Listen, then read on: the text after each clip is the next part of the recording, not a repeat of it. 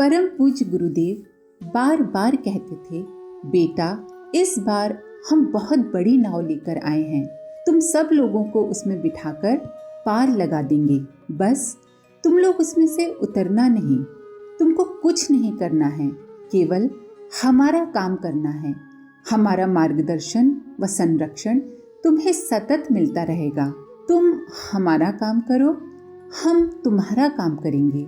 लाखों परिजनों ने पूज्य गुरुदेव के इस संरक्षण का एहसास किया है। आइए सुनते हैं कुछ ऐसे ही संस्मरण। एक बार मैं श्री राम स्वरूप अग्रवाल जी के साथ अपनी बेटी के घर इंदौर जा रही थी। श्री अग्रवाल जी तब सावित्री ब्लॉक शांति कुंज में निवास करते थे। गाजियाबाद स्टेशन आया तो मैंने उसे दिल्ली समझा व पानी लेने ट्रेन से उतर गई। 2 बॉटल पानी भरा था कि इतने में ही गाड़ी चल पड़ी। मैं दौड़ी, बॉटल कंधे पर थी। मैंने ट्रेन का डंडा पकड़ लिया, किंतु भीड़ के मारे पैर पायदान तक न पहुंच सका। सो मैं लटकी लटकी कुछ दूरी तक गई। बाद में मेरे हाथ से डंडा भी छूट गया, सो चलती ट्रेन से गिर पड़ी। इस समय गाड़ी धीमे ही चल रही थी, फिर भी चोट तो लगी। मैं जैसे ही गिरी, जाने कहां से 2 लड़के आ गए। बोले, माताजी चोट तो नहीं लगी? और जोर से गार्ड को चिल्लाए, गाड़ी रोको, बच्चे छूट गए हैं। गार्ड ने हड़बड़ा कर देखा, पूछा, कहाँ है बच्चे? और गाड़ी रोक दी। इस बीच उन लड़कों ने मुझे उठाया और हाथ पकड़कर अपने साथ ले गए तथा सबसे पीछे गार्ड के डिब्बे में उठाते हुए चढ़ा दिया। चूंकि चलती ट्रेन से गिरी थी, सो चोट तो थी ही। जैसे ही बैठी, गार्ड ने प्रश्नों की झड़ी लगा दी। मैंने इशारे से कहा, कृपया मुझे सांस लेने दें, मैं सब बताती हूँ। चढ़कर तुरंत बच्चों को धन्यवाद देने हेतु पलट कर देखा तो वहाँ कोई नहीं था। थोड़ी देर बाद शांत होकर मैंने गार्ड को सब हाल बता दिया। दूसरे स्टेशन पर जब गाड़ी रुकी तो गार्ड ने मुझे अपने साथियों के पास पहुँचा दिया। वे भी बहुत परेशान हो रहे थे। जब इंदौर से वापस शांति कुंज आई तब परम पूज्य गुरुदेव ने कहा, तू खूब परेशान किया कर, देख के नहीं उतरा जाता क्या? समय देखकर उतरा चढ़ा कर बेटा। मुझे लगा मैंने तो पत्र डाला ही नहीं, तो पूज्यवर को कैसे पता चला? तब मुझे समझ में आया कि निश्चित ही वे 2 लड़के पूज्यवर के अंश होंगे, जिन्होंने मुझे हाथ पकड़कर गार्ड के डिब्बे में चढ़ाया था। तभी तो तुरंत पलट कर देखने पर भी वे दृष्टि से ओझल हो गए थे। परम पूज्य गुरुदेव का ऐसा संरक्षण पाकर मैं कृतकृत्य थी। प्रस्तुति श्रीमती सावित्री गुप्ता, शांति कुंज।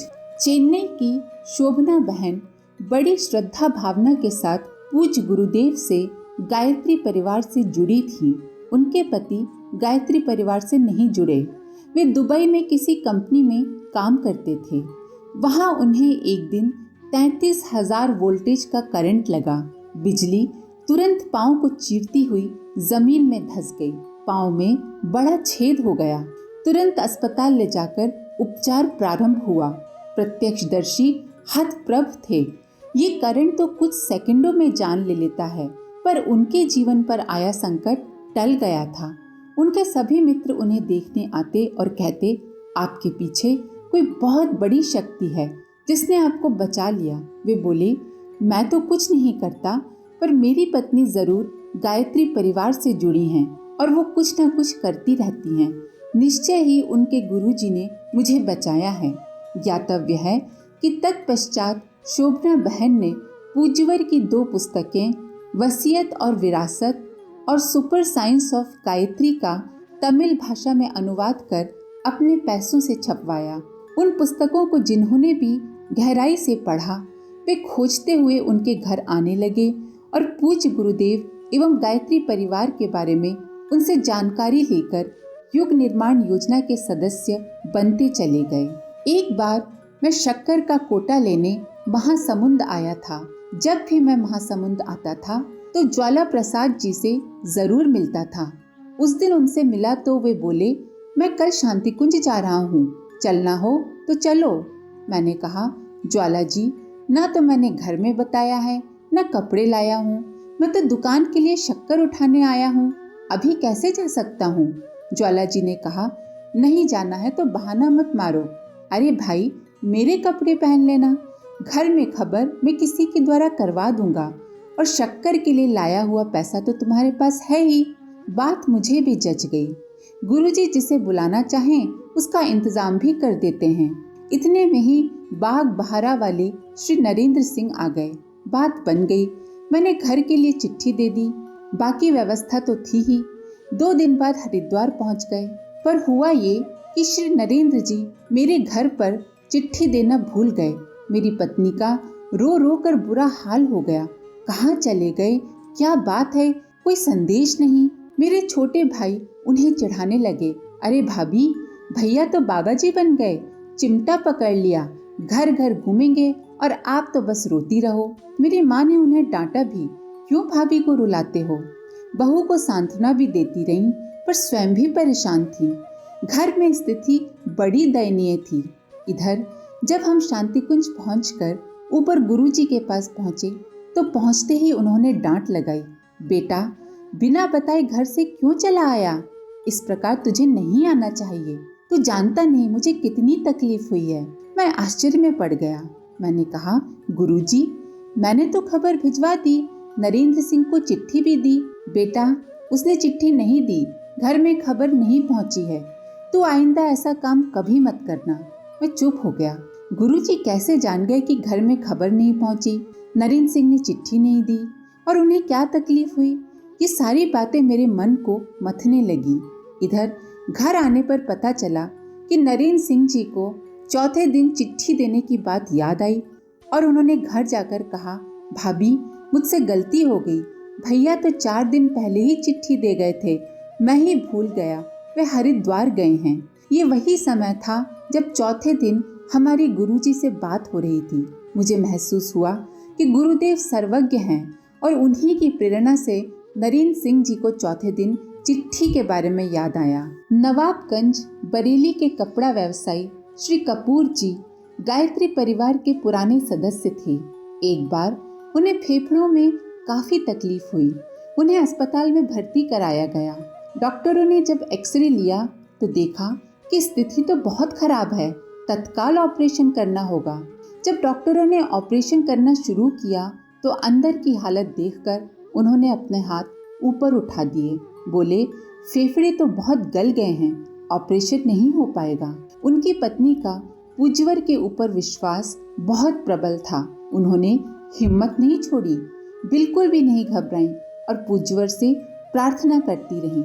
उधर ओटी में क्योंकि शरीर खुल चुका था, अतः बाहर भेजना भी संभव नहीं था। एक डॉक्टर ने थोड़ी हिम्मत की। वह कहा कि चलो हम लोग प्रयास करते हैं, संभव है सफलता मिल ही जाए। उन्होंने पूरी सावधानी के साथ कई घंटे लगाकर ऑपरेशन किया। सबने महसूस किया कि एक अदृश्य शक्ति सहायता कर रही है। उन्हें ऑपरेशन में पूरी सफलता मिली। रोगी की जान का खतरा खत्म हुआ। सभी घरवाले ऐसा ही मानते हैं कि पूज्यवर ने ही उन्हें बचाया। इस ऑपरेशन के बाद कई वर्षों तक वे जीवित रहे व पूज्यवर का काम करते रहे। मोहाली के कार्यकर्ता श्री श्री राम लखन पाल जी बताते हैं कि 1980 में मैं गायत्री परिवार से जुड़ा था। मेरा बेटा पोलियो ग्रस्त था। 1983 में जब मैं परिवार सहित शांति कुंज आया तो बेटा 10 साल का होने पर भी हाथों और घुटनों के बल पर ही चलता था, जैसे कि 7-8 महीने का बच्चा चलता है। हमने उसका बहुत इलाज करवाया। 6-7 ऑपरेशन भी हो चुके थे। रोज गुरुजी को प्रणाम करते समय गुरुजी उस बालक को बहुत गौर से देखते। श्रीमती यशोदा बहन जी जो हमें लेकर आई थी, प्रणाम के पश्चात रोज पूछती, आपने बालक के लिए गुरुजी से बात की? हम कहते नहीं तो वो नाराज होती और कहती, गुरुजी से कहना था ना, वापस जाने का समय आ गया, विदाई में बस 1 दिन शेष था। उस दिन यशोदा बहन जी बोली, आज तो आप गुरुजी से बात करके ही लौटना, नहीं तो फिर मैं ही कहूँगी। मैंने घर में बड़ों से सुना था कि गुरु से मांगा नहीं जाता, वो तो स्वयं ही जन्म जन्मांतर के रहस्य जानते हैं। सो मैंने यशोदा बहन से कहा, गुरु तो स्वयं सब जानते हैं, उनसे मांगा थोड़ी जाता है। मैं नहीं मांगूंगा, उन्हें जो देना होगा वे स्वयं दे देंगे। उस दिन जब हम गुरुजी के दर्शन करने गए तो गुरुजी ने मुझसे पूछा, ये आपका बच्चा है? मैंने हाँ में सिर हिलाया। फिर गुरुजी बोले, बेटा इस बालक की चिंता मत करना, मैं इसे इसके पैरों पर खड़ा कर दूंगा। एक दिन ये खूब दौड़ेगा, अपना सब काम खुद ही करता चला जाएगा, तुम बस मेरा काम करते रहना। इसके कुछ महीनों बाद 1984 में मैं बालक को एक बाबा जी के पास लेकर गया। ये बाबा जी चंडीगढ़ हाई कोर्ट के पास एक गांव कैम्वाला में अपना डेरा लगाए थे। मेरी इच्छा तो नहीं थी। मेरे साथ काम करने वाले लोगों ने मुझ पर बहुत दबाव डाला। उन्होंने उन बाबा जी की बहुत ख्याति सुनी थी। संतान का मोह तो होता ही है, सो मैं उसको लेके गया। दूर दूर से लोग अपने अंधे अपंग बच्चों व परिजनों को लेकर आए थे। वहाँ हम 2 दिन रुके। दूसरे दिन तत्कालीन प्रधानमंत्री श्रीमती इंदिरा गांधी की हत्या हो गई और चारों ओर कर्फ्यू लग गया। वो बाबा भी कोई ढोंगी था, शायद आतंकवादियों का ही कोई गिरोह रहा होगा। गांव वालों को बाबा जी की पोल पट्टी पता चल चुकी थी। दूसरी रात लगभग 12 बजे उन सब ने बाबा जी के डेरे को घेर कर आग लगा दी और बाबा जी के चेलों के साथ मारपीट, लाठी चार्ज, पथराव आदि करने लगे। इधर आग तेजी से फैलने लगी और चारों ओर चीख पुकार मच गई। मैंने झट से अपने बच्चे को गेहूं के कटे खेतों में फेंका, एक कंबल ओढ़ा और आग में फंसे लोगों को पीठ पर लाद लाद कर बाहर सुरक्षित स्थान पर ले जाता रहा। मेरे पैर लहूलुहान हो रहे थे, पर पता नहीं कहां से मुझ में शक्ति आ गई थी। अनेक लोगों को आग से बचाया। बीच बीच में गांव वालों की लाठियां भी पीठ पर पड़ती रहीं, पर गुरुजी रक्षा करते रहे। दर्द का कोई खास एहसास नहीं हुआ, पर इस सब के बीच में मैं अपने बेटे से बिछुड़ गया था। मैं पागलों के जैसे उसका नाम ले लेकर चिल्ला चिल्ला कर उसे ढूंढ रहा था। मेरा गला बैठ गया था। लगभग 2 घंटे तक ढूंढने के बाद सुबह होने पर जब वो मिला, तब मेरी जान में जान आई। जब हम घर पहुंचे तो पत्नी कुछ घबराई हुई और परेशान सी लगी। पूछने पर पता चला कि उसी दिन ब्रह्म मुहूर्त में जब वह जप कर रही थी तो गुरुजी ने ध्यान में आकर कहा, बेटा संकट तो बहुत बड़ा है, पर घबराना नहीं। तुमने दीक्षा ली है ना, मैं हर समय तुम्हारे साथ हूँ। फिर उन्होंने सोचा, पता नहीं गुरुजी ने किस संकट का संकेत दिया है। रात की घटना अभी भी मुझे कपा रही थी। मैंने कहा, संकट तो आकर चला गया, और रात की पूरी घटना पत्नी को बताई। उस रात गुरुजी ने ही हमारी रक्षा की थी। पत्नी को इसका आभास कराकर शायद वो विश्वास दिलाना चाहते थे कि गुरु चरणों में समर्पित होने के बाद कहीं और भटकने की आवश्यकता नहीं है। फिर मैं कभी किसी के पास भटकने नहीं गया। पूज्यवर के आशीर्वाद के अनुरूप धीरे धीरे बेटे की हालत में सुधार होता चला गया। वो सहारे से खड़ा होने लगा, फिर अपने पैरों पर भी चलने लगा।